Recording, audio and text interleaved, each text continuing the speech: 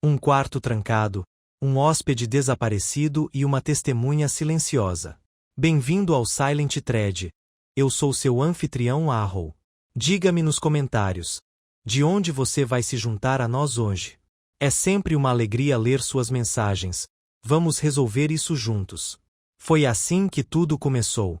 Era uma daquelas noites tranquilas, quase tranquilas demais, na sonolenta vila de Greystone Hollow, onde as árvores sussurravam segredos mais antigos que as ruas tortuosas, e as casas pareciam ouvir. O Greystone Arms era o tipo de pousada que há muito havia perdido seu lugar na lista de destinos de qualquer viajante moderno. Aninhado entre charnecas em ascensão e sebes esquecidas, atendia apenas ao caminhante ocasional, ao frequentador de eventos locais ou ao recluso excêntrico em busca de paz absoluta. Seu proprietário, o Sr. Harold Pembury, a administrava há quase 25 anos. Homem de bigodes aparados, pontualidade militar e hábitos lentos de solidão, Pembury era tão característico quanto o catavento enferrujado que rangia no alto do frontão principal da pousada. Na noite em questão, a pousada estava excepcionalmente cheia. O baile da colheita local no Aldercombe Hall atraiu um grupo estranho e heterogêneo de convidados. Uma elegante viúva de Londres, um coronel aposentado com uma perna ruim, um jovem romancista de sucesso duvidoso.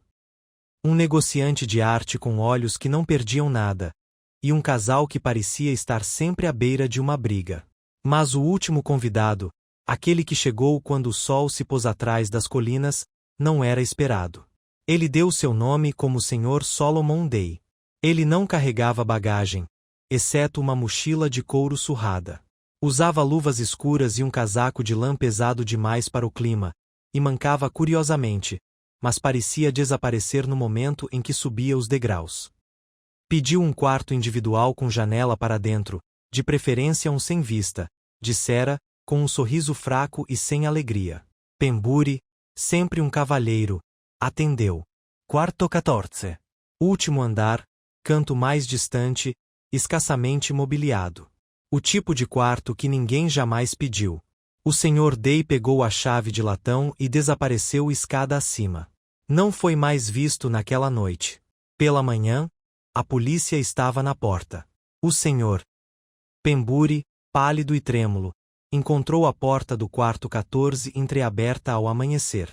Lá dentro, o quarto estava silencioso e perfeitamente arrumado, exceto pelo Sr. Day, que jazia encolhido no chão ao lado da cama, com os olhos arregalados, aparentemente surpreso, e a mão enluvada ainda agarrada à ponta de um recorte de jornal. Não havia sangue, nem sinal de luta. As janelas estavam trancadas por dentro. Nenhum hematoma. Nenhum sinal de trauma. E, no entanto, o Sr. Solomon Day estava inegavelmente morto. O Dr. Pembury, clínico geral da aldeia, coçou a cabeça e declarou: era o coração dele, ou algo muito mais sutil. Os convidados foram convidados a permanecer. A polícia fez perguntas educadas, mas firmes. Mas no segundo dia, sem sinais de envenenamento ou crime, o local já estava sendo rotulado como morte natural. Uma tragédia, sim, mas uma daquelas tragédias insolúveis que acontecem de vez em quando. Então chegou uma carta. Veio endereçado com uma letra firme e angular para Sr. Hercule Poirot, marcado urgente e encaminhado por 3 locais diferentes. Foi escrito pelo próprio Harold Pembury. O conteúdo era breve e preciso. Monsieur Poirot, acredito que um hóspede da minha pousada foi assassinado. A polícia está satisfeita com a resposta. Eu não. O homem que morreu tinha olhos como os de alguém que previu o próprio fim. Por favor, eu imploro. Venha a Greystone Hollow. Harold Pembury, proprietário, de Greystone Arms. 3 dias depois, um carro preto e elegante estacionou na entrada de cascalho da pousada. De lá saiu um homem compacto, impecavelmente vestido, com sapatos de verniz, um lenço de seda com nó preciso e um bigode tão finamente encerado que poderia cortar o ar. Hercule Poirot havia chegado. Ele tirou as luvas com cuidado meticuloso, examinou as paredes cobertas de era da pousada e observou os detalhes com uma precisão que deixaria nervoso até o mentiroso mais confiante. E então ele murmurou, quase para si mesmo: Um homem que morre num quarto que solicitou por não ter vista. Por que, eu me pergunto, alguém busca não ver nada, pouco antes de morrer? Poirot parou por um instante na base da escadaria do Greystone Arms, olhando para cima. O vento outonal agitava a ponta de seu cachecol, farfalhando a era que se agarrava às paredes de pedra como veios verdes. Ele observou a estalagem como se fosse uma caixa de quebra-cabeça, pitoresca, reservada, perfeitamente simétrica, mas ainda assim escondendo algo em seu interior. Harold Pembury abriu a porta antes que Poirot tivesse a chance de bater. O senhor deve ser o Monsieur Poirot, disse ele, com a voz baixa e irregular. Devo estar, sim, respondeu Poirot, entrando. E o senhor, Monsieur Pembury, é um homem muito perturbado. N.S.C. é paz?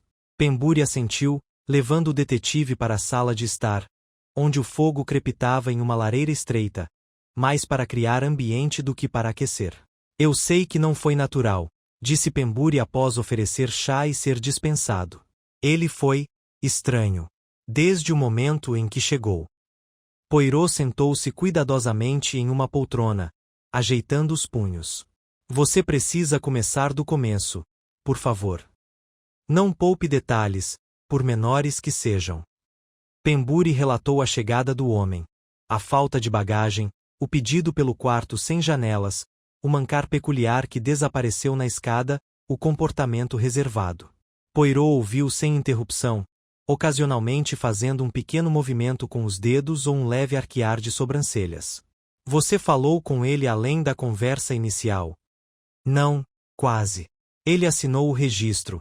Apenas o nome Solomon Day. Pago em dinheiro. Não pensei muito nisso até. Ele hesitou. Até encontrá-lo assim, deitado ao lado da cama, como se tivesse simplesmente parado. Poirot inclinou a cabeça. E o recorte que ele segurava. Pembury hesitou, depois se levantou para pegar um papel dobrado da lareira. Poirot o abriu delicadamente. Era um pequeno artigo, de no máximo 3 parágrafos, recortado de um jornal londrino de menor circulação. Novo julgamento ordenado no caso Grayling. Novas evidências levam à revisão da coroa. Poirot leu 2 vezes. Você reconhece o nome? Pembury Ascension Embriament. Cerca de 5 anos atrás. Um homem chamado Peter Grayling foi condenado pelo assassinato de sua noiva. Espancou-a até a morte atrás de um teatro em Islington. Sem motivo. Sem testemunhas. Mas com fortes evidências circunstanciais. Prisão perpétua. Os dedos de Poirot tamborilaram levemente no braço da cadeira. E agora, novas evidências. Parece que sim. Não sei mais do que está escrito ali. Poirot dobrou o recorte e o guardou no bolso do paletó. Então está na hora de eu conhecer os outros hóspedes do falecido Sr. Day. A pousada tinha um silêncio curioso, como um lugar prendendo a respiração. Pembury o levou para o andar de cima, onde Poirot parou do lado de fora de cada porta, observando o alinhamento, a distância entre elas, o rangido no assoalho quando passavam pela sala 14. Na sala de estar no andar de baixo, os convidados começaram a se reunir. A curiosidade se transformou em tensão. Poirot entrou como se estivesse em seu devido lugar, confiante, sereno e totalmente seguro de si. Todos os olhares se voltaram para ele. Começou sem floreios. Sou Hercule Poirot. Fui convidado pelo Sr. Pembury para investigar a lamentável morte do Sr. Solomon Day. Um murmúrio passou entre os convidados. Os olhos de Poirot percorreram a sala.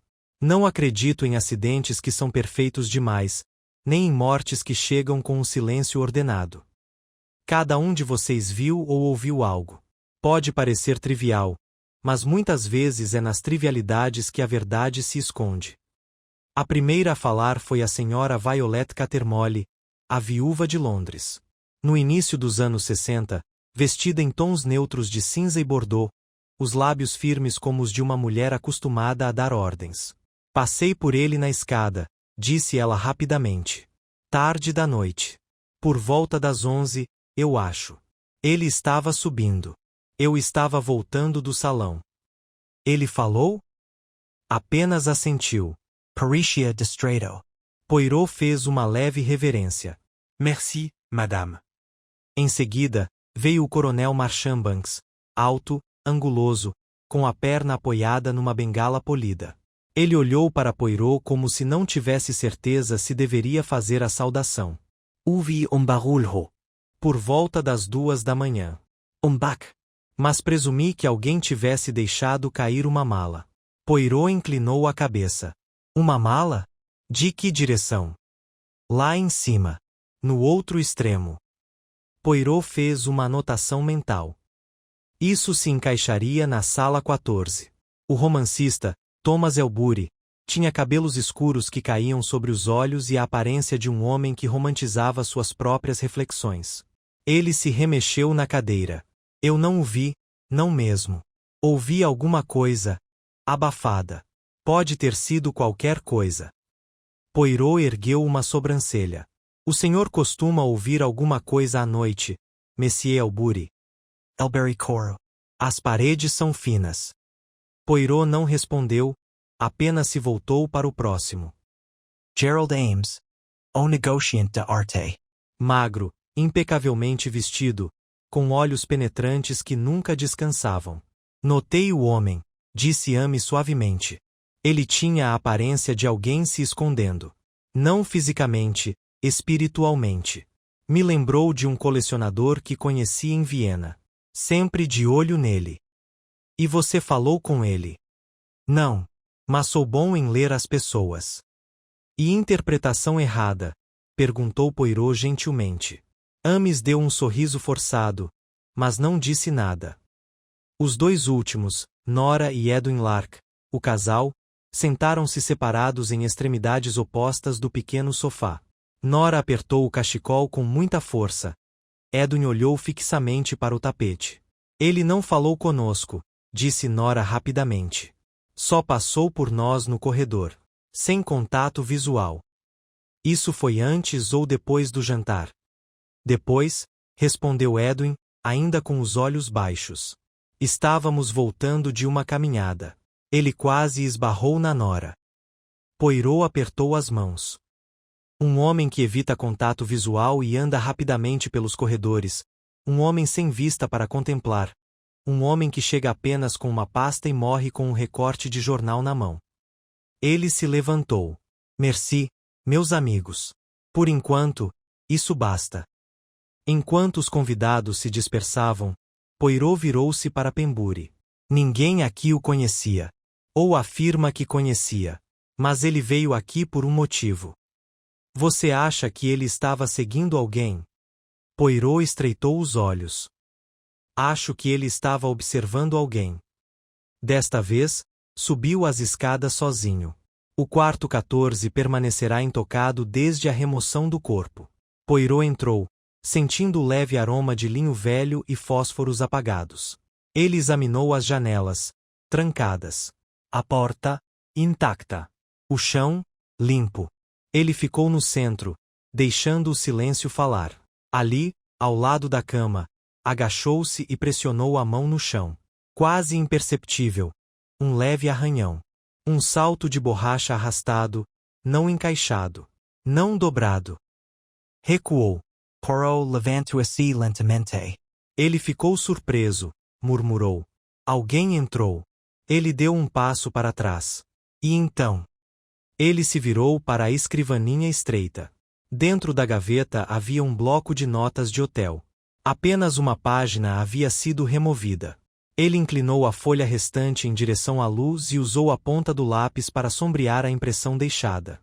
2 linhas surgiram em leve relevo. Ela tinha razão. Eu o vi. Não posso mais ficar em silêncio. Os olhos de Poirot brilharam. Ah, disse ele suavemente. Então é assim que o jogo começa.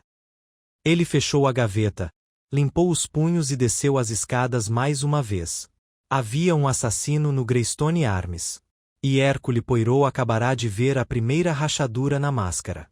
Poirot retornou à sala de estar com os passos lentos e ponderados de um homem imerso em pensamentos, os sapatos engraxados estalando levemente contra os degraus de madeira da escada.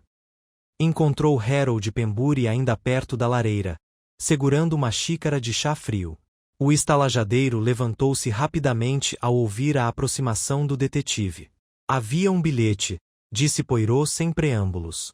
Não endereçado a ninguém, nem mesmo assinado. Mas acredito que a intenção era que chegasse alguém aqui antes que pudesse ser silenciado. Pembury Parisu assustido.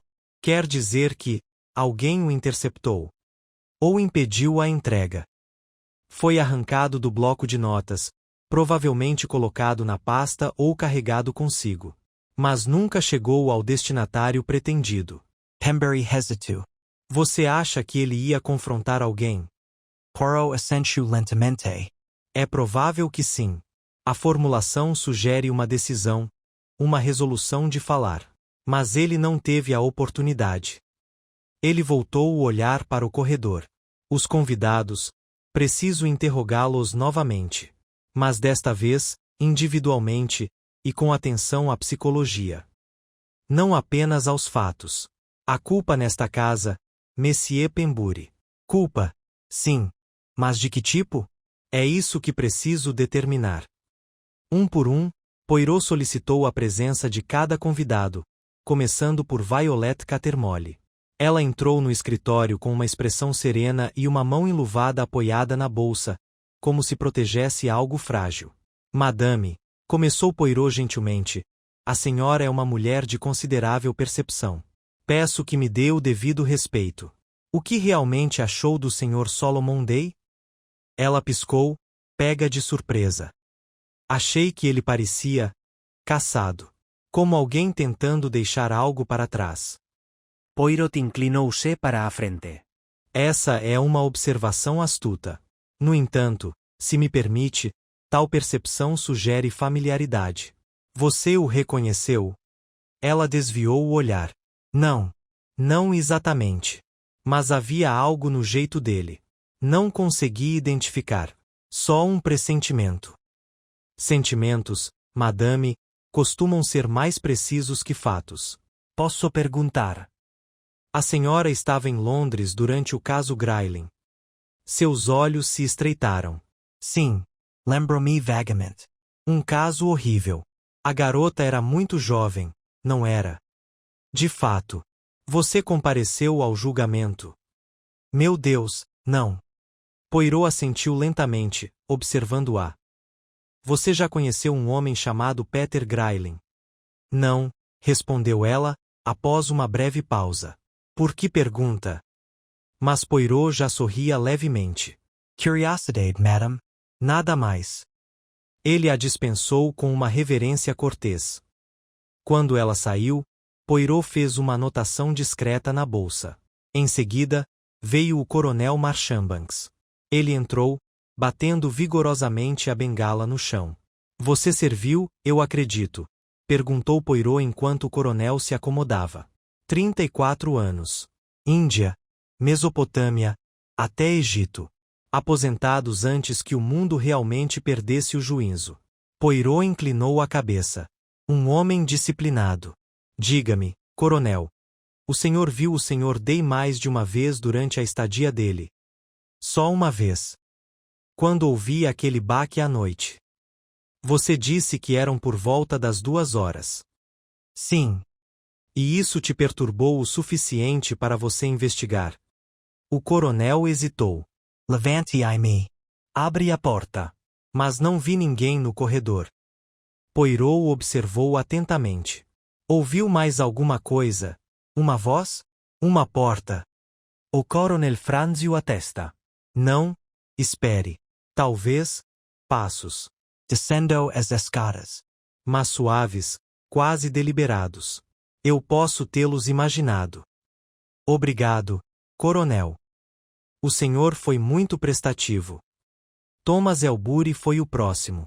Ele entrou na sala, com os olhos sombreados e cautelosos. Poirot não se levantou, mas fez um gesto para que ele entrasse. Monsieur Elbury, o senhor é um escritor, não é? Alguém que trabalha com ficção, com motivos, com verdades ocultas. O jovem sorriu levemente. Essa é a ideia. Poirot juntou os dedos. Então, Permita-me apresentar um cenário. Um homem chega a uma estalagem. Ele não diz nada, evita contato visual, fica na dele. E então morre sem lutar, sem deixar marcas. O que o seu instinto diz? El Buri se mexeu. Suicídio, talvez. Ou alguém o seguiu. Talvez ele estivesse com medo de ser encontrado. Muito bem, murmurou Poirot. E se eu lhe dissesse que ele deixou um bilhete? Um que sugerisse conhecimento, talvez de um crime passado. El Buri parecia genuinamente intrigado agora. Então eu diria que ele estava planejando expor alguém. E eles o pegaram primeiro.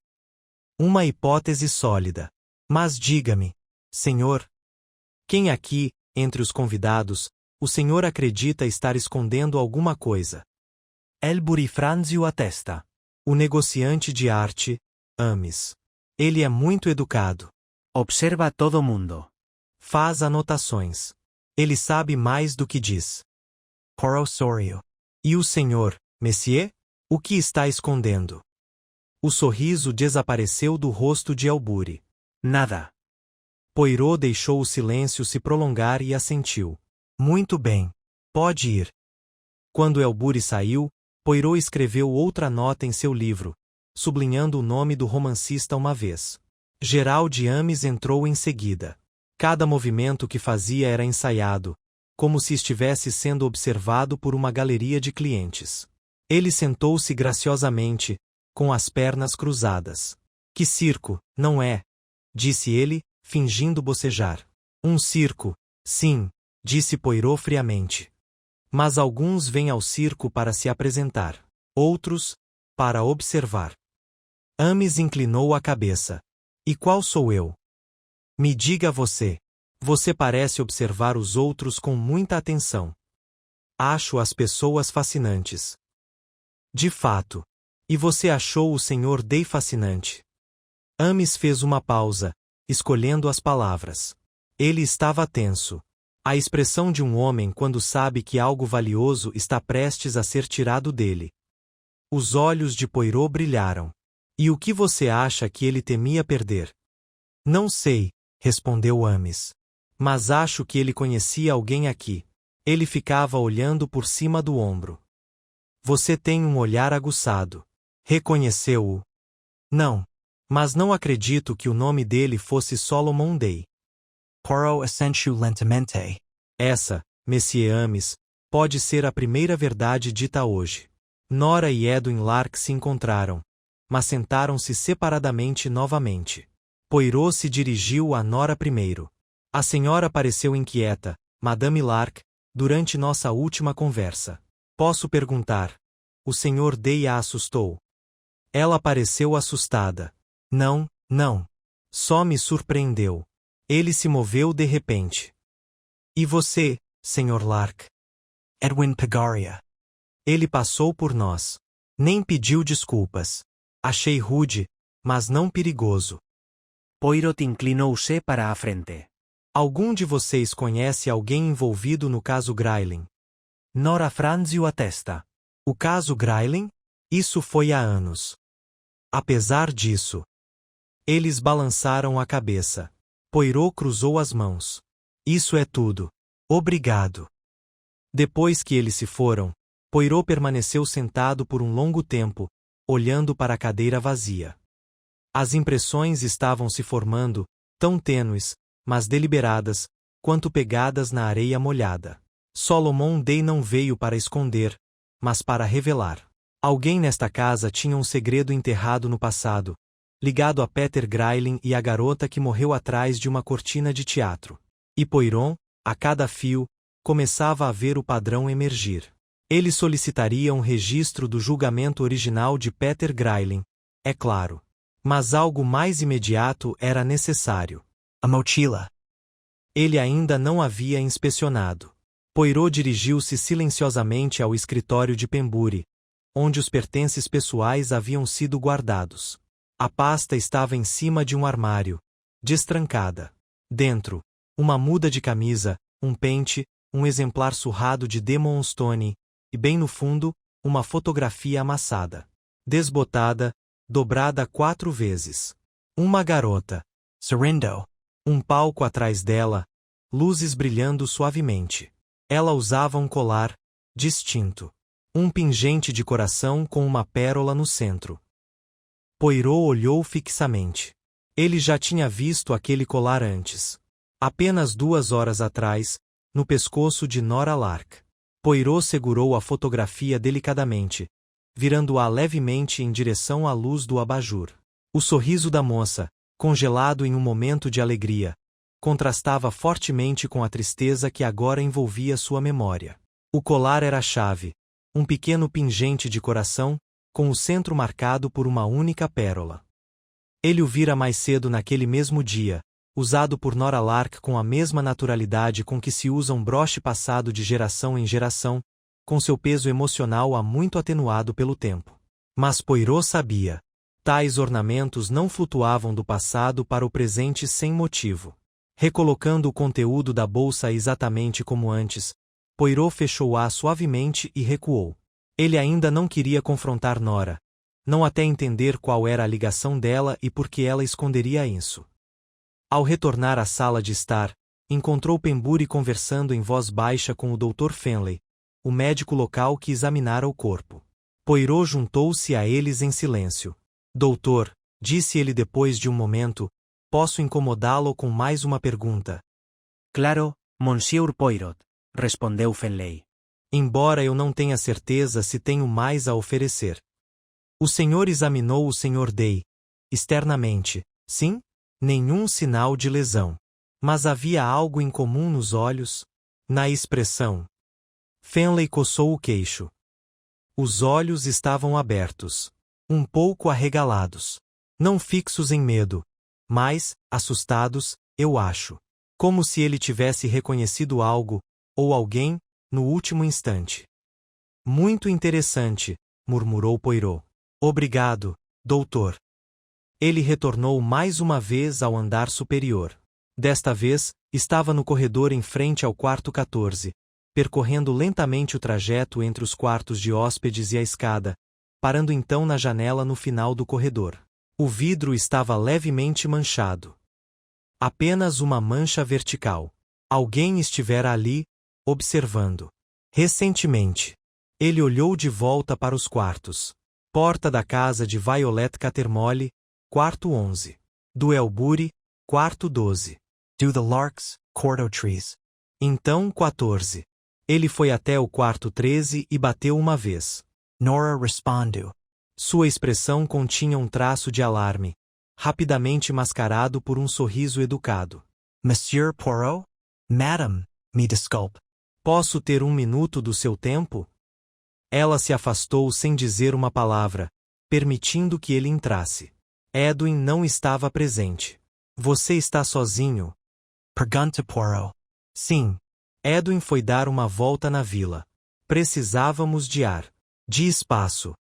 Um casamento que respira é um casamento que sobrevive, disse ele gentilmente. Diga-me, madame, este colar que a senhora usa é encantador. Posso admirá-lo mais de perto? Ela hesitou, apenas 1 segundo. Mas Poirot percebeu, como sempre. Ela o abriu e entregou a ele. Ele examinou-o cuidadosamente, virando o pequeno pingente. Há uma pequena gravura, observou ele, apontando para a parte inferior do coração. A voz de Nora havia perdido um pouco do brilho. Nunca percebi. É bem fraco. Para ser, com amor, sempre. Ele ergueu os olhos, com o olhar atento. Você não sabia que estava aí. Ela abriu a boca, mas depois fechou. Não, eu não fiz. E, no entanto, madame, este colar pertenceu a uma garota que morreu atrás de um teatro em Islington. Uma garota chamada Clara Winthrop. A mão de Nora voou instintivamente para o peito, como se quisesse recuperar o que não estava mais lá. Seus lábios se abriram, mas não emitiram nenhum som. Poirot continuou, mais suavemente. Você a conhecia. Mesmo assim, ela não disse nada. Ela era sua irmã, não era? Nora se virou, olhando para a janela. Meia-irmã. Mesma mãe. Clara era mais nova. Não éramos próximas. Eu me mudei anos antes de ela morrer. E ainda assim você usa o colar dela. Ela deixou para mim, disse Nora por fim. Nas coisas dela. Depois do julgamento. Foi enviado junto com o resto. Poirot se aproximou. E você considera Peter Grayling culpado do assassinato dela? Ela se virou para ele, então, com algo duro brilhando em seus olhos. Eu fiz. Eu faço. Ele a destruiu. Então por que o Sr. Solomon Day veio aqui com um recorte de jornal sobre o novo julgamento? Porque ele carregava uma fotografia da sua irmã, usando este mesmo colar. Por que escrever um bilhete dizendo, eu o vi, não consigo ficar em silêncio? Ela respirou fundo tão forte que sua voz ficou presa. Não sei. Mas Poirot percebeu que ela estava mentindo. Nora, ele disse gentilmente, abandonando a formalidade, você conhecia Solomon Day. Ela encontrou os olhos dele. Sim. Quando? Anos atrás. Ele era amigo do Peter Grayling. Trabalharam juntos na equipe de palco. Só o encontrei uma ou duas vezes. Depois que a Clara morreu, nunca mais o vi. A voz de Poirot suavizou-se ainda mais. E agora, depois de tanto tempo, ele chega. Procura um quarto silencioso. Escreve uma mensagem. E morre. Ele entrou em contato com você antes de vir. Não, ela sussurrou. Mas seu rosto atraiu. Ele ameaçou dizer a verdade. Ela hesitou e sentou-se numa cadeira, com as mãos trêmulas no colo. Ele disse que viu alguma coisa naquela noite. Disse que mentiu no tribunal. Que Peter não a matou. Que havia outra pessoa lá. Mas ele tinha medo de dizer quem. Poirot ajoelhou-se diante dela. E quem ele viu? Não sei. Mas você suspeitava? Seu olhar pousou no tapete. Gerald Ames. Ele estava no teatro naquela noite. Clara tinha se envolvido com ele. Discrediment. Ele terminou. Ela ficou arrasada. Ament de Poirot esse adjetivo. E você nunca contou isso à polícia? Não havia provas. Apenas rumores. Ela nunca mencionou o nome dele. Mas acho que Solomon o viu. Ou ouviu alguma coisa. E agora? Agora ele está morto, concluiu Poirot. Ela assentiu lentamente. Poirot se levantou e devolveu o colar. A senhora foi muito corajosa, madame. Obrigado. Ele saiu rapidamente e foi para a sala de estar, onde Ames havia retornado, agora sentado sozinho, folheando um exemplar da Country Life. Poirot passou por ele com deliberada indiferença. Uma bela noite para uma confissão, Monsieur, disse ele. Ames ergueu os olhos. Como? Eu disse que algumas coisas, quando deixadas apodrecendo, viram veneno. Ames o Encaru. Você está me acusando? Não acuso ninguém. Só pergunto. Você estava no Theatre Royal, em Islington, na noite em que Clara Winthrop morreu. Um lampejo, quase imperceptível. Já assisti a muitas peças. Poirot se aproximou. Então você estava em uma. Um homem escondido atrás da plateia, sempre observando. Diga-me, por quanto tempo você esperava que seu passado permanecesse uma sombra? A mão de Ames agarrou a revista com força. Eu não tive nada a ver com a morte daquela garota. Mas você a conhecia? Sim. E você mentiu para a polícia. Ela era obcecada por mim, Ames retrucou, antes de se conter. A voz de Poirot baixou para um sussurro. Você foi visto. Por quem? Por um homem que agora pagou por lembrar. Ames levantou-se abruptamente. Não tenho mais nada a dizer. Poirot apenas inclinou a cabeça. Ele tinha o que precisava agora. Motivo, conexão, medo e, o mais importante, mentiras em sequência. Ele não confrontaria Ames ainda. Não até que todos estivessem reunidos. As sombras agora tinham nomes, e os nomes tinham segredos. Era hora de iluminá-los. Os convidados se reuniram novamente naquela noite no salão, não a pedido de Poirot, ainda não. mas por uma corrente silenciosa de tensão que se intensificara desde sua chegada. Falavam pouco, cada um lançando olhares ocasionais para os outros, como se calculassem quem entre eles poderia se revelar a companhia mais perigosa. Poirot os observava de um assento perto da lareira, sua postura tão imóvel quanto a de um gato antes de um ataque. Notava tudo, o movimento dos anéis de Violet Catermole, o lábio mordido de Elbury, o leve tremor na mão de Ames enquanto virava as páginas de um livro que não tinha intenção de ler. Era hora de testar a psicologia, não os álibis. Ele se levantou com uma graça silenciosa. Se me permite, peço um momento da sua atenção. Todas as cabeças se viraram. Resta, disse Poirot, um assunto que desejo esclarecer, nenhuma acusação, apenas uma conversa. Vejam, já falei com todos vocês, e cada um me deu um fragmento da verdade. Mas a verdade, meus amigos, nunca é solitária. Ela precisa ser corroborada. Como dizemos no meu país. La vérité aime la compagnie. Violet deu um sorriso leve e incerto. E o que isso significa para nós, Monsieur Poirot? Significa, Madame, que pretendo caminhar pela noite da morte do Sr. Solomon Day uma última vez. Com a sua ajuda. Ele começou a andar lentamente, cada palavra saindo com precisão deliberada. Consideremos. O Sr. Day chegou atrasado. Pediu um quarto sem vista. Ficou reservado. Mas vários de vocês o viram. Señora Catermole, no corredor. Coronel Marchbanks, o senhor ouviu um barulho depois das 2 da manhã. Senhor Elbury, o senhor ouviu sons abafados. Senhor Ames, o senhor percebeu um homem assombrado. Senhor e senhora Lark, ele quase colidiu com os senhores depois do jantar. Poirot fez uma pausa. No entanto, uma coisa não está totalmente alinhada. O silêncio se aprofundou. Vejam, só há uma escada que leva ao último andar. Quem descesse passaria pelo corredor, não é? E, no entanto, ninguém viu o Sr. Day sair do quarto. E nenhum de vocês, viu ou ouviu ninguém subir depois da meia-noite. Só o coronel Marchbanks ouviu um baque. Ele se virou para o coronel. E aquele baque, não era suave demais para ser uma queda? Talvez não tenha sido um colapso, mas um movimento. Um passo para trás, talvez. Do tipo que um homem dá quando confrontado. Marchbanks assentiu, incerto. Poirot continuou. Não havia sinal de arrombamento. A porta não estava trancada. A expressão do Sr. Day na morte. Assustado, não aterrorizado. Ele conhecia o visitante. Ou, pelo menos, achava que o conhecia. Ele deixou seu olhar vagar na direção de Ames e depois desviou.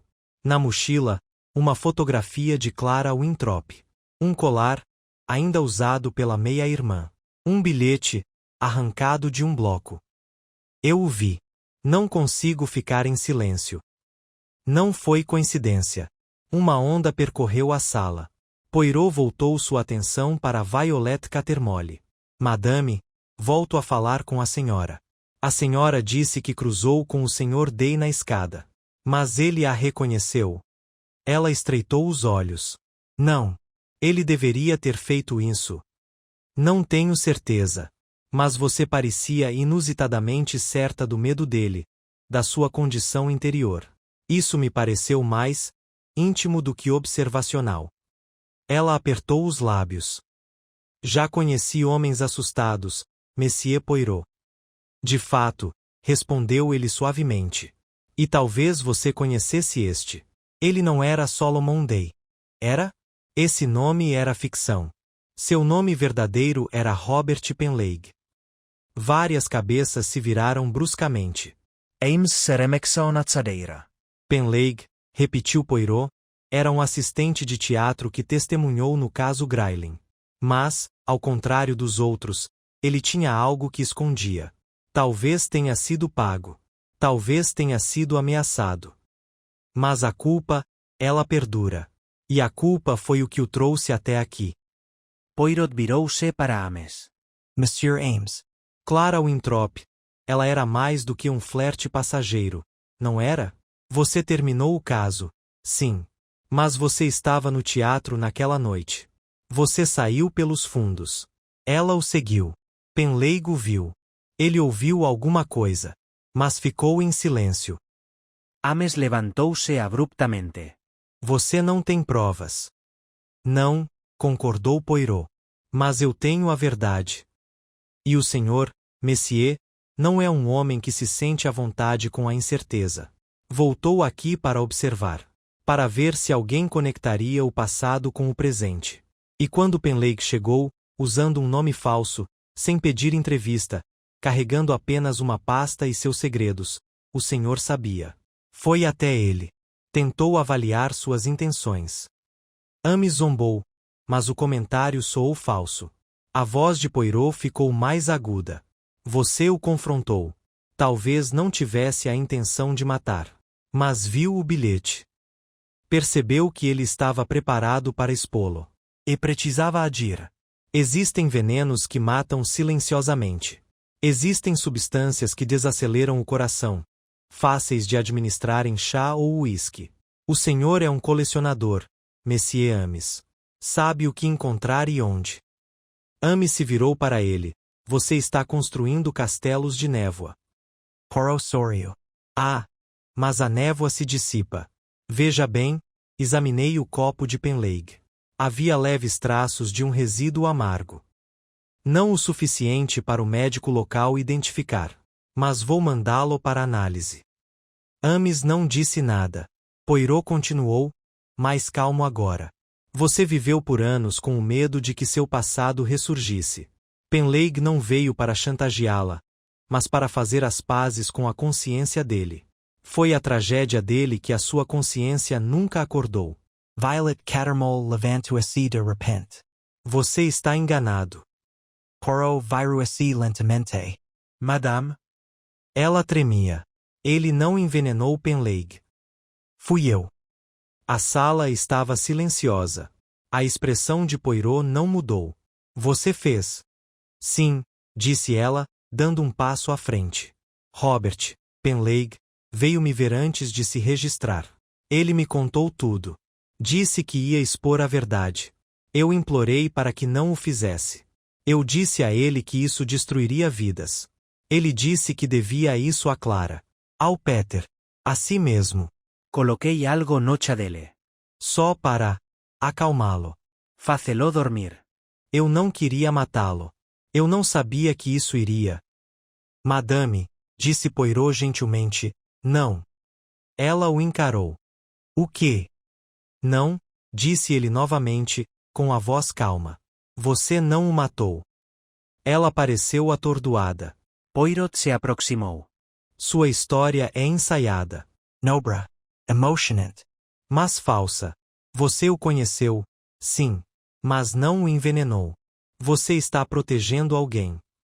Ela desviou o olhar. Ele era meu sobrinho. E Ames é seu filho. Ela fechou os olhos. Sim. Poirot assentiu lentamente. O colar que Clara usava foi um presente do seu filho. O caso, a humilhação, quando tudo desmoronou, você o ajudou a desaparecer do escrutínio público. E quando Penleigue voltou, você temeu pelo seu filho. Mas ele já estava à sua frente. Ele agiu antes que você pudesse. Você só aprendeu depois. E agora, você se oferece no lugar dele. O rosto de Ames estava pálido. Mãe, pare. Mas Violet se colocou na frente dele. Não. Acaba agora. Ele sofreu. Ele não planejava matar ninguém. Ele só queria silêncio.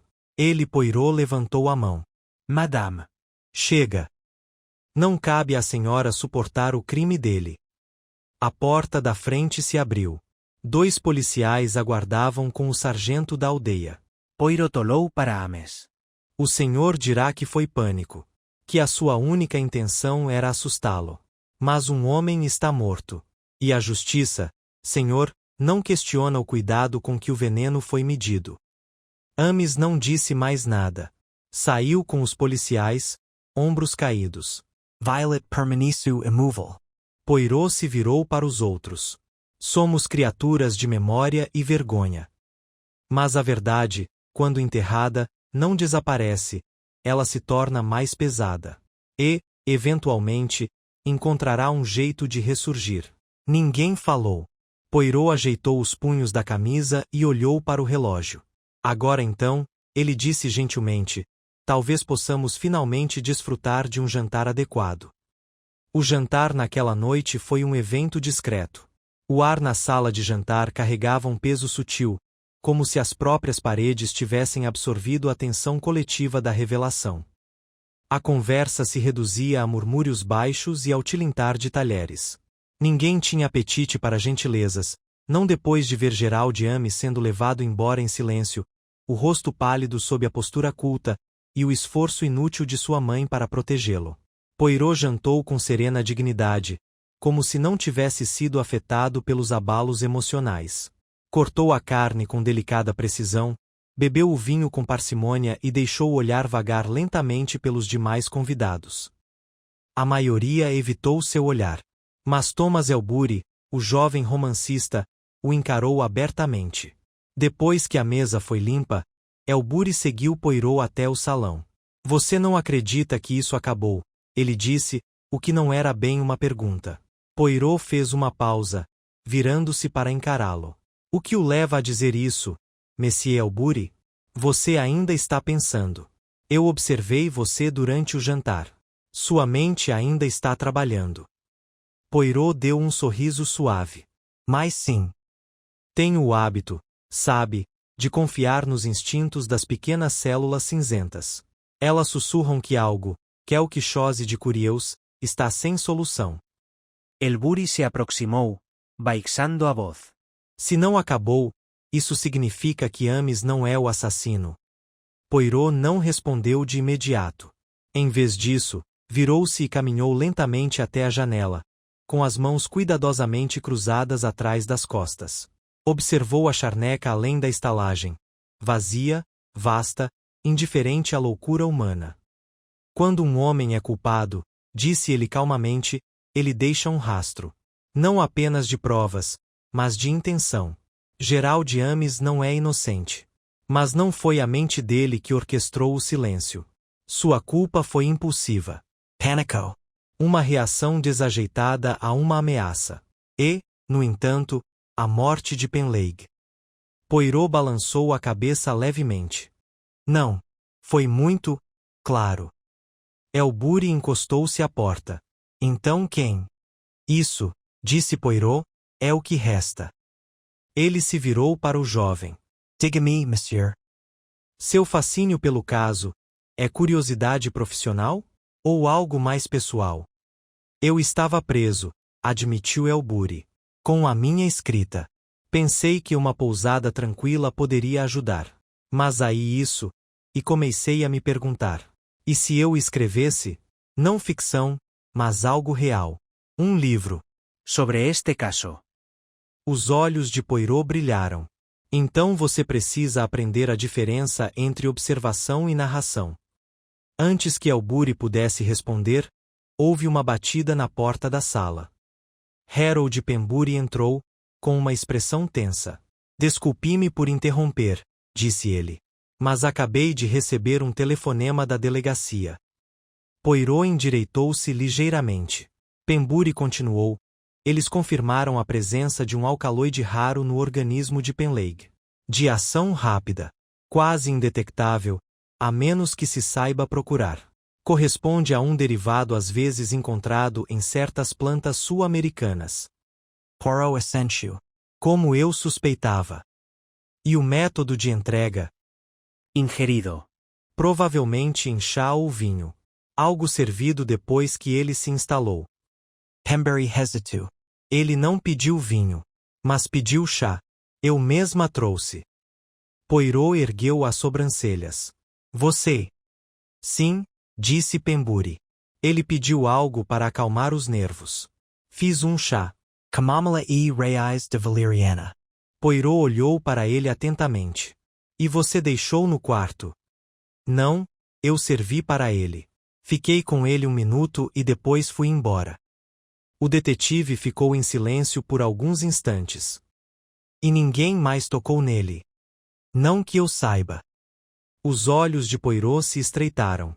Então, ou o senhor, Monsieur Pembury, está mentindo, ou outra pessoa teve acesso ao bule antes que ele chegasse ao quarto dele. Pembury se irritou. Me desculpe. Poirot levantou a mão. Sem querer ofender. Mas precisamos ser exatos. Onde o chá foi preparado? Na cozinha. Nora Lark estava lá. Ela ajudou a preparar. Mas ela não sabia para quem era. Eu lhe asseguro. O olhar de Poirot se aguçou. E ela manuseou a panela. Sim, brevemente. Ela colocou mel na bandeja. Eu mesma o levei para o quarto. Poirot olhou para o chão, com uma expressão indecifrável. Então, virou-se abruptamente. Preciso falar com ela novamente. Assos. Ele encontrou Nora sentada na sala de leitura, com um livro aberto no colo, mas intocado. Ela olhou para cima quando ele entrou, e ele notou a maneira como seus dedos agarravam o tecido da saia. Você não este. Há aqui para oferecer conforto, ela disse. Não, respondeu Poirot gentilmente. Estou aqui para perguntar por que você envenenou Robert Penleigh. Ela prendeu a respiração, a negação se formando antes mesmo de poder ser proferida. Mas Poirot continuou. Agora eu juntei as peças. Você sabia que ele havia retornado. Você sabia o que ele planejava dizer. E você sabia que, se ele falasse, tudo o que você havia reconstruído após a morte da sua irmã. Seu casamento, seu nome, sua paz, ruiria. Ela balançou a cabeça. Não. Você está errado. Você estava na cozinha, disse Poirot. Você mexeu na panela. O veneno já estava preparado. Talvez você carregasse uma tintura com você, um remédio que você alegava ser para os nervos. Você usou apenas algumas gotas. O suficiente para garantir o silêncio. Não, ela sussurrou novamente. Poirot se aproximou, baixando a voz. Você temia o que ele revelaria. Não pelo que isso significava para Ames. Nem mesmo por causa de Clara. Mas por sua causa. Você sabia quem era o verdadeiro amante de Clara. Não era Ames.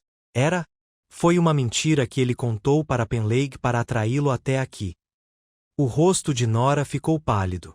Você contou uma história a Penleigh, disse Poirot, sabendo que isso o levaria a Greystone. Você precisava que ele acreditasse que Gerald Ames havia matado Clara. Você precisava que ele quisesse confessar. E então você o silenciou antes que ele pudesse dizer uma palavra a mais alguém. Ela se levantou, tremendo. Você não tem provas. Eu sei o seu motivo, disse Poirot. E o seu erro. Que erro? Ele tirou o caderninho do bolso. A carta de Penleigh. Você achou que ninguém veria a impressão. Mas eu vi. E o original? Estava faltando na bolsa. Sim, mas não foi destruído. Ele abriu o caderno e tirou um papel dobrado. Isto estava escondido no fundo de um livro de visitas, no nicho do corredor. Uma última tentativa de esconder a verdade. Nele, Penleigh escreve. Ela me disse que era Ames. Mas algo não me parece certo. Os olhos dela não condizem com as palavras. Será que era ela o tempo todo? Poirot sustentou o olhar dela. Veja bem, mademoiselle, mesmo quando silenciado, um homem ainda pode falar. Nora afundou na cadeira atrás dela, com os ombros caídos. Eu não queria, disse ela suavemente. Eu não podia deixar que ele abrisse tudo de novo. Eu não conseguiria sobreviver a isso uma segunda vez. Poirot não disse nada por um longo momento. O medo, murmurou ele, é o carcereiro mais cruel. Ele nos leva a trair até mesmo aqueles que juramos proteger. A senhora não era má, madame. Mas era egoísta. E isso, em um assassinato, basta. Ela não resistiu quando ele ligou para Pembury para chamar a polícia mais uma vez. Lá fora, as charnecas escureciam sob um céu carregado. Poirot estava novamente à janela, sozinho, observando as árvores balançarem suavemente no crepúsculo. A tempestade havia passado, mas seu eco permanecia no ar, como uma culpa deixada para se instalar em silêncio. Ele expirou baixo e deliberadamente, então se virou do copo e começou a arrumar sua mala. A manhã seguinte chegou envolta em silêncio, como se a própria casa tivesse absorvido os ecos da confissão. Lá fora, um fino véu de névoa cobria a charneca, engolindo a fronteira entre a terra e o céu. Poirot, sentado a uma pequena mesa de café da manhã perto da janela, bebia seu café com uma precisão silenciosa. Os eventos da noite anterior haviam encerrado um capítulo do caso, mas não, como ele bem sabia, o último. Nora Lark fora levada discretamente, com a expressão vazia e os passos mecânicos. Ela não dissera nada após a admissão, mas Poirot suspeitava que ela tivesse contado apenas parte da verdade. Não era culpa, precisamente, o que se instalara em seu rosto quando os policiais chegaram, era alívio. Poirot ergueu os olhos quando Harold Pembury entrou, carregando uma bandeja de torradas e geleia, que ele colocou na mesa com cuidado desnecessário. Ela não resistiu, disse Pembury, em voz baixa. Não, respondeu Poirot. Porque a parte dela já estava cumprida. E agora, ela acredita. Pagou. Pembury franziu a testa, perplexo. Você não acha que ela é realmente culpada? Poirot pousou a xícara. Ah, ela é culpada, Monsieur Pembury. Ela cometeu o ato. Mas, como eu disse antes, um crime não é apenas um ato. É um pensamento, um plano, uma origem. E ainda não estou convencido de ter visto o verdadeiro começo. Pembury sentou-se à sua frente, cruzando as mãos. Mas se ela o envenenou? Poirot interrompeu gentilmente. Ela administrou o veneno. Mas quem sugeriu? Quem lhe contou a história sobre Gerald Ames? Quem alimentou Penleigh com uma ficção tão convincente que ele viajou até aqui para confessar seu próprio silêncio? Pembury franziu a testa. Você acredita que ela foi manipulada? Poirot assentiu lentamente. Sim. A confissão dela foi muito clara. A culpa dela foi muito bem planejada. Ela é uma mulher de instinto, não de cálculo. Naquele momento, passos se aproximaram. Thomas Elbury estava parado na soleira, uma figura hesitante contra a claridade da manhã. Com licença, perguntou. Por favor, gesticulou Poirot. Junte-se a nós. Elbury entrou, sentando-se com uma energia inquieta. Não consigo parar de pensar nisso. No que você disse. Que o verdadeiro começo ainda está oculto. Poirot olhou-o com curiosidade. E o que você acha que perdeu? O jovem expirou, passando a mão pelos cabelos. É que, quando cheguei, notei algo estranho. Uma carta passou por baixo da minha porta. Presumi que fosse um engano. Sem nome, apenas um pedaço de papel. Mas agora me lembro. Mencionava a palavra ensaio. Joguei fora. Os olhos de Poirot brilharam. Ensaio? Sim. Algo como o ensaio é a chave. Deu tudo errado lá. Poirot levantou-se abruptamente. Mon Dieu! Isso muda tudo. Pembury e Elbury olharam para ele. Poirot se afastou rapidamente da mesa, cruzou o corredor e subiu as escadas com uma rapidez que desafiava sua idade. No topo, virou-se, não em direção aos quartos de hóspedes, mas para a porta do sótão, que Pembury lhe mostrará durante sua primeira caminhada pela casa. Ele a abriu, subiu a escada estreita e saiu no sótão empoeirado, onde baús, cadeiras e espelhos esquecidos permaneciam como testemunhas adormecidas. Perto da parede do fundo, empilhadas ordenadamente, havia caixas etiquetadas com datas desbotadas, resquícios da vida anterior da pousada como um ponto de encontro comunitário. Ele começou a abri-las uma por uma. Foi na quarta caixa que ele encontrou o que procurava: panfletos de teatro, folhetos e inventários de figurinos. Mais amarelado que os demais, chamou sua atenção. Jogadores amadores de Islington apresentam A Queda de Troia, apresentação de uma noite apenas. Gerente de palco, Peter Grayling. Poirot olhou fixamente para ele, com os pensamentos a mil. Ele retornou rapidamente à sala de estar, carregando o folheto. Elbury levantou-se imediatamente. Esta, disse Poirot, foi a produção que Clara apresentou na noite em que morreu. Mas você vê? Não foi simplesmente um evento profissional. Foi amador, local, uma colaboração entre aspirantes a artistas e voluntários. Clara, Grayling, Penleigh, todos estavam envolvidos. Mas veja o bilhete que você recebeu. O ensaio é a chave.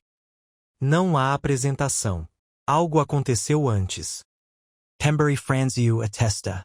Mas o que isso significa? A voz de Poirot era grave. Significa que outra pessoa estava presente.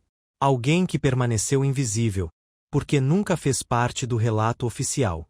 Alguém que viu tudo dos bastidores, talvez até das sombras. Elberry Parisu Aterdoado. Quem? Poirot virou-se para a porta. Está na hora de eu fazer uma última pergunta. Ele desceu as escadas e caminhou sem hesitar até a sala 12. Ele bateu uma vez. Uma pausa. Então a porta se abriu. O coronel Marchbanks, completamente vestido e composto, olhou friamente para Poirot. Monsieur Poirot. Posso entrar? Uma pausa. Então, claro. O quarto era minimalista, mas arrumado. Uma mala militar estava aberta ao lado do guarda-roupa. Você fez as malas, observou Poirot. Eu esperava partir hoje, respondeu o coronel. Agora que o assunto está resolvido. Poirot cruzou as mãos. Combinado? Não. Só agora chegamos à clareza. Marchbanks ergueu uma sobrancelha. Não sei se entendi. Você esteve em Londres em 1928, disse Poirot, e novamente em 1929. Seu regimento estava baseado lá. Você deve ter assistido a apresentações, talvez até apoiado atores locais. Mas, mais do que isso, você tinha uma filha. Não é mesmo? O coronel se enrijeceu. Ela morreu. Há muitos anos. Sim, respondeu Poirot suavemente. O nome dela era Clara. Silêncio. A voz de Poirot baixou. Você nunca contou à polícia. Nunca revelou sua identidade. Clara adotou o nome de solteira da sua esposa, Winthrop, e abandonou a família, não é? Uma briga, talvez. Uma vergonha. Mas você seguiu a carreira dela. Secretamente. E na noite em que ela morreu, você estava lá. Marchbanks virou-se para a janela. Ela era linda, disse ele baixinho. E tola. Ela achava que o amor era invencível. Mas aquele homem, Grayling, não a merecia. Você testemunhou a discussão? Perguntou Poirot. Sim. Dos bastidores. Cheguei cedo. Ela não sabia que eu estava lá. Ele também não. Poirot assentiu. Você viu o que aconteceu. Talvez Grayling tenha batido nela. Ou ela tenha caído. A voz de Marchbanks tremeu. Não foi assassinato. Mas foi negligência. Covardia. Ele fugiu. E então, Penleigh mentiu para protegê-lo. E você? Fiquei em silêncio, disse ele. Porque eu não podia ser conhecido. Eu havia construído uma vida de respeito. Clara a recusará. Eu não podia expor meu nome a escândalos. Poirot não disse nada. Marchbanks virou-se para ele, com um olhar feroz. Mas foi Nora quem descobriu, depois. Não sei como. Ela me confrontou. Disse que cuidaria disso. Então você a deixou, murmurou Poirot. Você a deixou carregar o peso. Ela queria. Disse que conseguiria resolver isso discretamente. Poirot respirou fundo. Você amava sua filha. E então a abandonou. E agora, mais uma vez, você se afasta. O coronel desviou o olhar. Poirot recuou. Não vou expô-lo à polícia, coronel. Mas peço que escreva a verdade. Pelo bem de Clara. Pelo bem de Nora. Pela justiça, mesmo que ela chegue tarde demais. Marchbanks assentiu levemente. Naquela noite, Poirot finalmente fez as malas. Enquanto se preparava para sair, Pembury o acompanhou até a porta da frente. Ela era sua filha, disse Pembury baixinho. You jamais imaginaria. Poirot deu um sorriso fraco. Todos nós usamos máscaras, Monsieur Pembury. Algumas escolhemos. Outras nos são impostas. E com isso, Hercule Poirot entrou no carro que o aguardava e partiu, deixando Greystone Hollow para trás. Mas no silêncio que se seguiu, uma verdade há muito enterrada finalmente começou a respirar. O carro não tinha levado Poirot muito longe pela estrada sinuosa que se estendia do Greystone Arms quando ele sinalizou para o motorista parar. Ainda não haviam ultrapassado os limites da vila, a névoa ainda se enrolando sobre as cercas vivas como o vapor de uma chaleira, quando Poirot saiu para o ar úmido da manhã. Ele ficou parado por um momento, contemplando, e então instruiu o motorista a voltar para buscá-lo em 1 hora. O motorista, acostumado a tais caprichos repentinos, apenas assentiu e virou o carro com silenciosa eficiência. Poirot caminhou. Ele caminhava não com o passo a esmo de quem busca ar, mas com o passo deliberado e contemplativo de quem segue fios invisíveis. O caminho que percorreu era estreito, pouco mais que uma trilha de carroça, levando a uma elevação com vista para a pousada, e além dela, para as charnecas que assistiam a tudo aquilo se desenrolar em silêncio. Dali, Greystone Hollow se revelava mais plenamente. Uma antiga vila construída em torno de uma vergonha mais recente. Ele parou no topo da colina, com as mãos atrás das costas, os olhos fixos não na vista, mas no padrão. A paisagem humana de arrependimento, decepção e sofrimento oculto. Ele havia encerrado o caso. A polícia tinha seu depoimento, a confissão de Nora, a corroboração de Marchbanks. Mas não era o suficiente. Restava uma pergunta que Poirot não podia ignorar, não apenas por justiça, mas porque a resposta havia sido sussurrada em cada silêncio, presente em cada mentira cuidadosamente construída. Ele se virou. Quando chegou à pousada, Pembury ficou surpreso ao vê-lo. Monsieur Poirot, pensei que o senhor tivesse ido embora. Poirot apenas assentiu. Uma omissão, Monsieur Pembury, pode ser mais perigosa do que uma mentira. Pembury Parisu confuso. O que você quer dizer? Há mais uma verdade que precisa ser esclarecida. Posso ver seu registro de convidados? Um tanto confuso, Pembury obedeceu, conduzindo-o até o escritório e destrancando o fino livro encadernado em couro que continha os nomes de todos os visitantes do Greystone Arms naquele outono.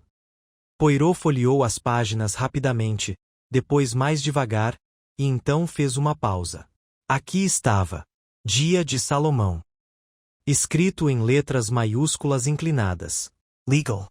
Enganosament anonimo.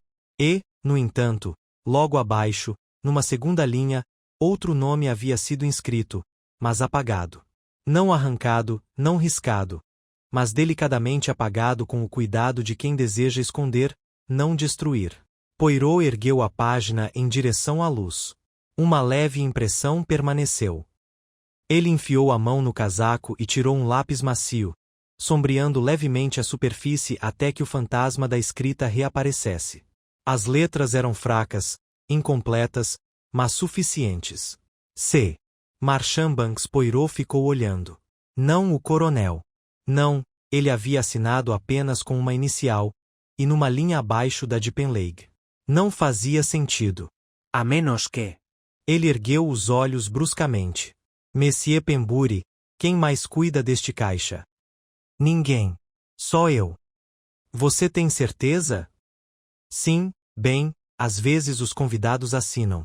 Mas, Poirot levantou a mão ligeiramente. Sim, claro. Ele retornou ao corredor com determinação e subiu mais uma vez ao quarto 14. Este não havia sido tocado desde que o corpo fora removido. O ar ainda estava carregado com aquela quietude inquietante que se apega a lugares onde a morte ocorreu. Poirot entrou e fechou a porta atrás de si. Sentou-se na mesma cadeira onde Penleigh provavelmente se sentara em sua última hora e olhou ao redor. Sobre a escrivaninha, o bloco de notas com os recortes sombreados. Retirou a página de baixo e examinou-a em busca de outras marcações. Nenhuma. Então, voltou-se para a poltrona ao lado da cama. Ali, embaixo da almofada, havia algo fino e branco. Poirot puxou-o para fora. Uma página dobrada de um livro. Ele alisou-o cuidadosamente. Estava rasgado do meio de A Pedra da Lua, o único livro encontrado na mochila de Penleigh. A página continha frases sublinhadas, leves marcas de lápis desenhadas rapidamente. Poirot leu o trecho destacado em voz alta, com a voz baixa e pensativa. A mancha de sua vida passada ainda o persegue. Nenhum homem escapa dela até que se vire e a enfrente de frente. Poirot leu novamente. Não foi apenas citado. Foi escolhido. Ele virou o papel. No verso estava escrito, com o mesmo lápis fraco, seguia as instruções. Deixei nobule. Ela nunca deve saber. Poirot olhou fixamente para as palavras. Uma confissão, mas não há de Nora. O pronome estava errado. Não era o plano dela. Tinha sido de outra pessoa. Alguém que usou os medos de Nora, sua culpa, seu amor pela irmã, para manipulá-la e fazê-la acreditar que havia envenenado Penleigh. Ele se levantou lentamente. Então ele caminhou até a sala 11. Violet Cattermole respondeu imediatamente. Ela envelhecera, de alguma forma, da noite para o dia. As rugas em seu rosto se aprofundaram. Sua cor, pálida. Monsieur Poirot, ela disse, cautelosamente. Preciso apenas de um momento, madame. Ele entrou. Violet gesticulou rigidamente em direção a uma cadeira, mas Poirot permaneceu de pé. Há algo que eu não entendi, disse ele calmamente. Até agora.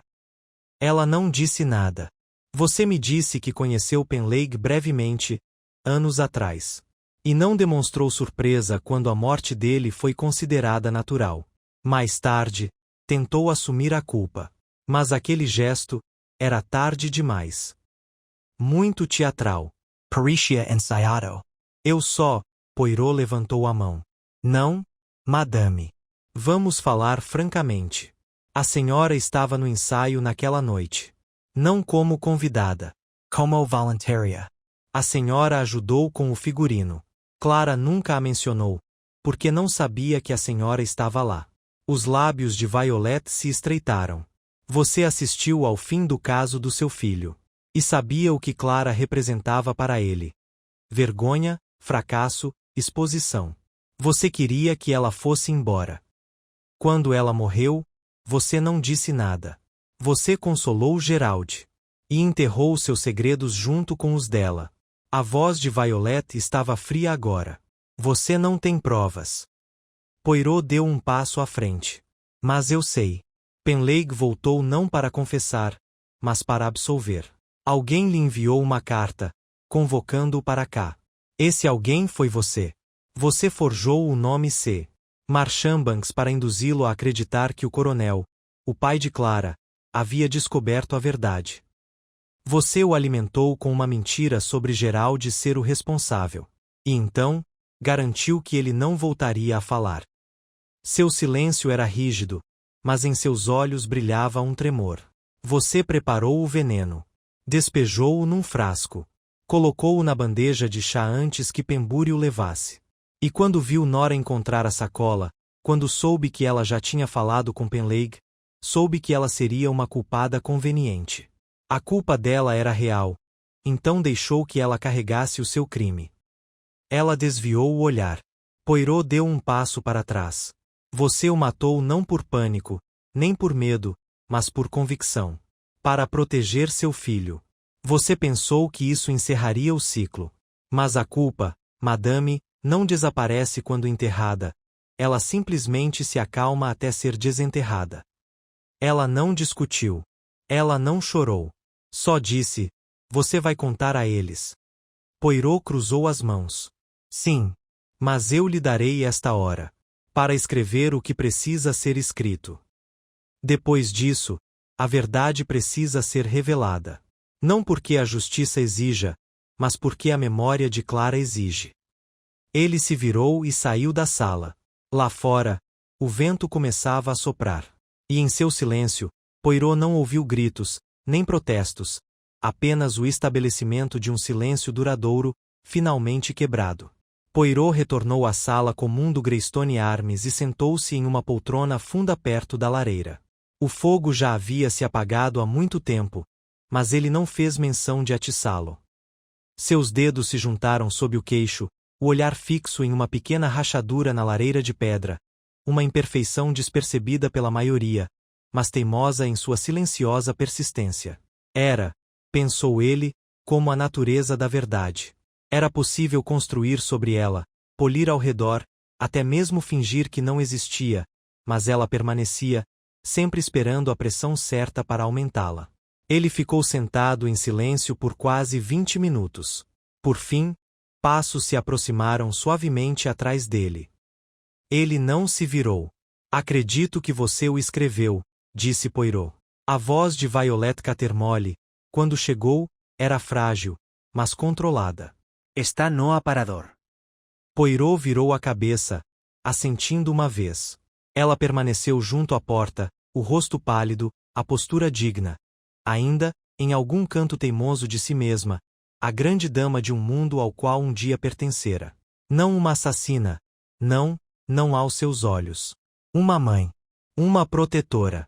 Mas para Poirot, essa distinção não era mais suficiente. Você planejou bem, disse ele, levantando-se para pegar a página dobrada que ela lhe deixará. Bem demais, talvez. Você sabia que Robert Penleigh reagiria à culpa, e à oportunidade de colocar a culpa em outro lugar. Você escreveu como se fosse o coronel Marchbanks, baseando-se na morte de Clara, tecendo o fio da meada do envolvimento de Ames e dando a Penleigh a falsa esperança suficiente para obrigá-lo a vir aqui. Eu pensei, disse ela baixinho, se ele acreditasse que outra pessoa finalmente estava preparada para falar, ele se apresentaria. E eu poderia impedi-lo antes que ele chegasse a qualquer outra pessoa. Poirot desdobrou a página e leu rapidamente. A confissão estava escrita com cuidado, sóbria e sem enfeites. Sem desculpas. Sem pretensões de retidão. Apenas uma linha do tempo, um motivo e um parágrafo final escrito. Poirot notou, com a mão trêmula. Eu pensei, continuou ela após uma pausa, que se Gerald fosse inocentado, se o caso contra Peter Grayling fosse reaberto e fracassasse, estaria encerrado. Pensei que conseguiria dar um fim a tudo antes mesmo de começar de novo. Você cometeu um erro crucial, disse Poirot gentilmente. Você subestimou o poder de um homem arrependido. Ela deu uma risada cansada. Robert era fraco. Não, corrigiu Poirot. Ele estava atrasado. Mas não fraco. Violet caminhou lentamente até a lareira, de costas para ele. Você tinha razão. Sobretudo, eu estava no teatro naquela noite. Vi Clara jurando. Eu a vi correndo atrás de Grayling. Eu não a segui. Mas depois. Quando a notícia chegou, quando disseram que ela estava morta e que Peter estava preso, Gerald veio até mim. Poirot ouviu, imóvel. Ele me disse que tinha brigado com ela. Sim. Mas que a tinha deixado viva. Que tinha medo de que ela dissesse alguma coisa, expusesse o caso. Mas não que a tinha matado. Eu acreditei nele. E quando o julgamento começou, eu achei melhor que a verdade fosse enterrada. Poirot colocou a confissão no bolso interno do casaco. A senhora não foi a única que acreditou que o silêncio era preferível ao escândalo. Madame, disse ele. O coronel Marchbanks fez praticamente o mesmo. Mas há uma diferença. Ele assistiu e se arrependeu. A senhora agiu. Ela se virou para ele. E agora eu pagarei. Poirot assentiu levemente. As autoridades aceitarão esta declaração. Provavelmente poupará Nora Lark de novas acusações. Mas a senhora entende, madame, que isso não desfará a morte. A voz de Violet baixou. Nunca pensei que isso aconteceria. Poirot foi até a porta. Parou antes de abri-la. Conheci muitos que mataram em nome do amor. A maioria mentia para si mesma. Você, acredito, não. Mas isso não o absolve. Apenas o define. Ele a deixou ali e saiu em direção à luz cinzenta da manhã. Lá fora, o vento estava mais forte, trazendo consigo o cheiro de folhas molhadas e pedras antigas. O motorista esperava, o motor do carro funcionando com um zumbido suave. Poirot entrou sem dizer uma palavra, e eles partiram de Greystone Hollow pela última vez. À medida que a aldeia ficava para trás, Poirot deixou seus pensamentos vagarem, não para o caso agora resolvido, mas para suas consequências persistentes. A lei seguiria seu curso. Gerald Ames, por seu silêncio e má conduta passada, permaneceria encarcerado, embora talvez por menos de uma pena perpétua. Nora Lark seria exonerada, e seu envolvimento seria reclassificado como desconhecimento, induzido ao erro. O coronel Marchbanks, embora poupado da vergonha pública, carregaria o fardo privado de sua ocultação até o fim. E Violet Cattermole, que outrora transitara com tanta elegância pelos salões de Londres, agora viveria dentro dos estreitos limites de uma cela de prisão. Mas mais do que qualquer um deles, Poirot se pegou pensando em Clara Winthrop. Jovem, talentosa, esperançosa. Vítima não de uma única mão, mas de muitos fracassos, de medo, orgulho, ego e silêncio. Ela se tornará um símbolo não apenas da tragédia, mas do que se perdia quando a verdade era tratada como um luxo caro demais. Poirot sentou-se mais ereto, ajeitando a gravata com um estalar de dedos experiente. O caso estava encerrado, sim, mas deixará nele uma dor familiar. Uma dor que ele sempre sentia depois de descobrir não apenas a mecânica do assassinato, mas também a podridão que o permitia crescer sem ser perturbado. O carro chegou à estação no mesmo horário do trem do meio-dia. Poirot desceu, bengala na mão, e seguiu para a plataforma. O carregador o reconheceu imediatamente e tirou o boné. É bom vê-lo novamente, senhor, disse ele. De volta a Londres. Poirot inclinou a cabeça. Sim.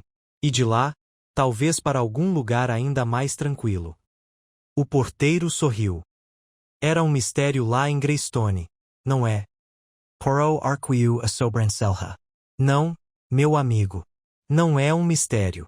É uma tragédia. Ele embarcou no trem e encontrou seu compartimento.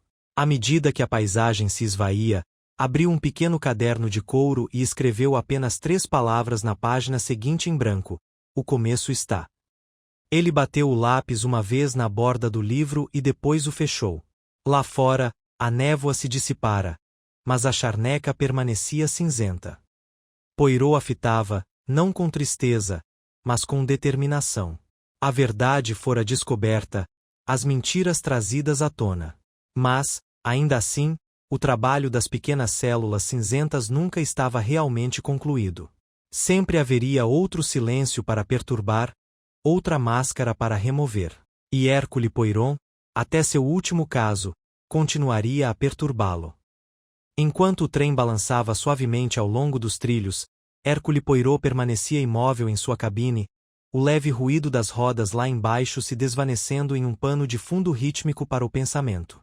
A paisagem lá fora se estendia, uma procissão de sebes, torres de igreja e casas com telhados de ardósia, mas sua mente se voltará para dentro. Ele havia chegado à conclusão do caso, ou assim parecia. A confissão de Violet Cattermole revelara o ato final da tragédia em Greystone Arms. Mas havia algo que se recusava a se acalmar. Ele recuperou o pequeno caderno do casaco e olhou novamente para a última entrada. The Beginning Lies. As palavras lhe vieram à mente com certeza, mas agora pareciam ecoar em um registro mais profundo do que ele havia percebido a princípio. Não um floreio poético, mas um aviso instintivo. Ele voltou às anotações anteriores. A chegada de Penleigh, o nome apagado do registro, a carta sob a porta de Elbury, o chá envenenado. Poirot percebera o padrão de ocultação, manipulação e culpa. Mas e se a verdadeira origem do crime não estivesse no passado de Clara, nem na proteção maternal desesperada de Violet, nem mesmo na teia de teatro e paixão em Islington? E se o erro foi assumir que Penleigh foi o único alvo? Aproximava-se o chamado do porteiro para Londres, e Poirot levantou-se com uma economia ágil, recolhendo sua mala e ajeitando a gravata no reflexo da janela. Desembarcou no cal suave da estação com a precisão silenciosa de um homem seguindo o passo final de uma dança. Mas não foi Londres que ele fez sua próxima parada. Em vez disso, chamou um táxi e deu um endereço diferente, um endereço que não o conectava a Clara Winthrop ou Gerald Ames, mas alguém quase esquecido em meio ao emaranhado da tragédia. O táxi parou em frente a uma modesta casa geminada na periferia sul da cidade. Poirot subiu os degraus curtos e tocou a campainha. Após uma pausa, a porta se abriu e revelou um homem magro, de aparência incerta, com cabelos ralos e óculos na ponta do nariz. Sim. Poirot inclinou a cabeça. Monsieur Harold Penley? O homem hesitou. Sim, mas... Sou Hercule Poirot. Você não me conhece, mas conhece seu irmão, Robert. Imediatamente, a expressão de Penley mudou. Ele recuou, atordoado. Ele está morto, não está? Poirot entrou delicadamente, tirando o chapéu. Lamento trazer notícias tristes, Monsieur. Sim. Ele morreu no Greystone Arms, em Greystone Hollow. Harold assentiu lentamente, com os olhos desfocados.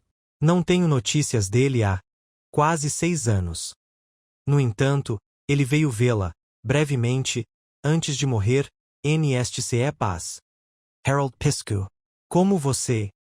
Ele parou aqui, não é mesmo, a caminho da pousada. O homem hesitou, depois assentiu. Sim, alguns dias antes de morrer. Ele disse que ia consertar as coisas. Que não podia mais ficar em silêncio. Perguntou se eu ainda tinha a carta. Poirot inclinou-se para a frente. Que carta? Harold foi até uma comoda no canto da sala, destrancou uma gaveta e tirou um pequeno envelope amarelado pelo tempo. Dentro havia uma única página, escrita à mão em letras grandes e cuidadosas. Poirot leu uma vez e franziu a testa. A quem possa interessar, eu estava no teatro naquela noite. Vi um homem e uma mulher discutindo atrás do palco.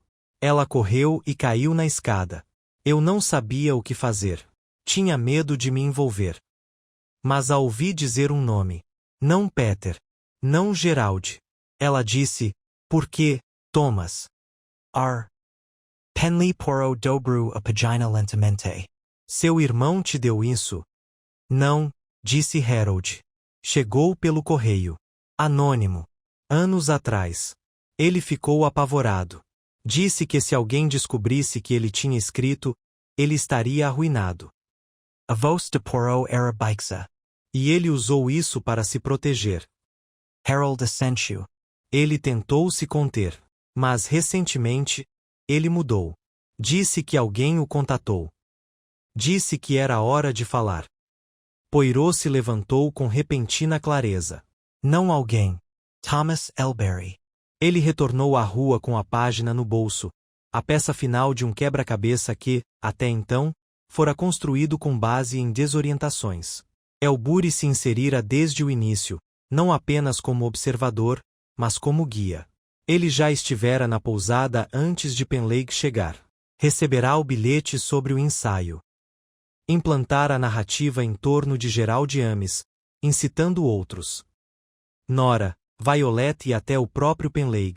Há uma versão única dos acontecimentos.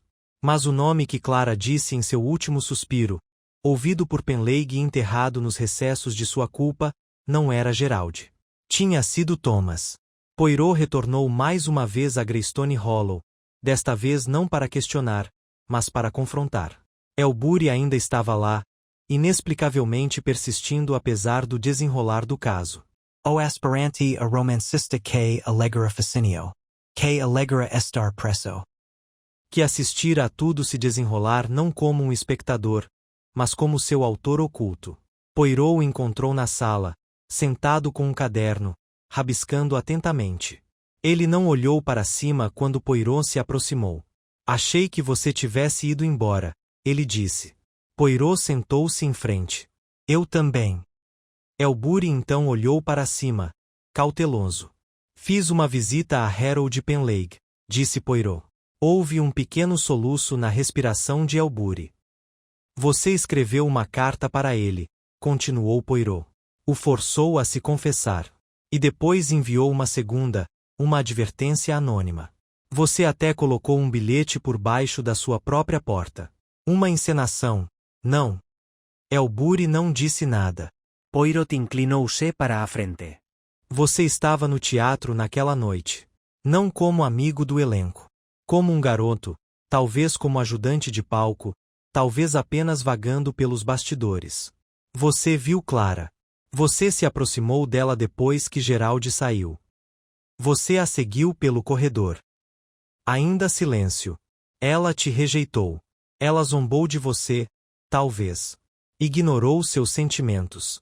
O orgulho de um jovem, um ego ferido, se transformou em fúria. Você a empurrou. Talvez não para matar. Mas ela bateu a cabeça no degrau de concreto. Acabou em segundos. Você fugiu. As mãos de Elburi apertaram seu caderno. Você construiu toda essa história para se apagar da cena, disse Poirot suavemente. Você levou Penleigh até Violet. Deu a Nora a corda suficiente para se considerar culpada. Você assistiu enquanto outros se destruíam, enquanto registrava cada reviravolta. Para o seu livro, talvez. A voz de Elburi falou. Era para ser uma história. A expressão de Poirot não mudou. Era. Mas as histórias são contadas depois dos fatos, Messier. Não antes de o final ter sido escrito. A polícia chegou silenciosamente. Não houve resistência. Elburi entregou-lhe seu caderno, aquele em que havia documentado tudo. O plano, os personagens, até mesmo sua crescente excitação enquanto seguiam o caminho que ele havia traçado para eles. Enquanto o levavam para longe, Poirot ficou parado na porta mais uma vez, observando a névoa retornar. Agora, finalmente, o começo foi compreendido. E o final, escrito. O caso na pousada não foi um único ato de violência, mas um drama, composto de astúcia e culpa, sustentado pelo silêncio e mentiras. Mas Hercule Poirot seguiu-o, passo a passo, até o seu final. E quando o último ator deixou o palco, só a verdade permaneceu.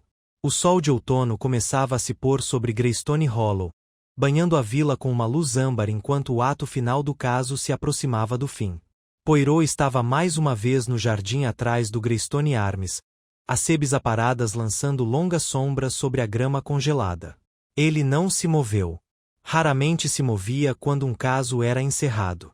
Sempre havia um silêncio depois. Um espaço profundo e sereno onde os ecos da mentira e da dor lentamente se desvaneciam, e a clareza tomava seu lugar. Lá dentro, Harold Penbury acabará de falar com os policiais. Elburi assinará uma confissão completa.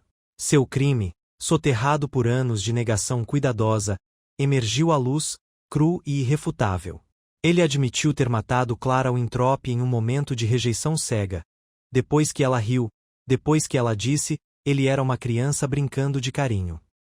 Ele não pretendia assassinar, mas fugiu quando ela caiu, com a parte de trás do crânio batendo em uma pedra. O garoto que a matou tornou-se o homem que orquestrou um labirinto de mentiras para distrair a atenção de si mesmo quando era mais jovem. Anos depois, ele retornou não com remorso, mas com um fascínio aguçado pelo tempo. Seu desejo de controlar a narrativa havia amadurecido, e por isso ele manipulou Nora, Gerald, Violet. Até mesmo o pobre Penleigh, o único homem que, no fim das contas, buscou fazer o certo. Tudo para manter a ficção. Mas as ficções se desfazem sob escrutínio. Poirot retornou ao salão, onde Penbury ainda andava de um lado para o outro, e o fogo crepitava com vida renovada. Então é isso, disse Penbury, em voz baixa.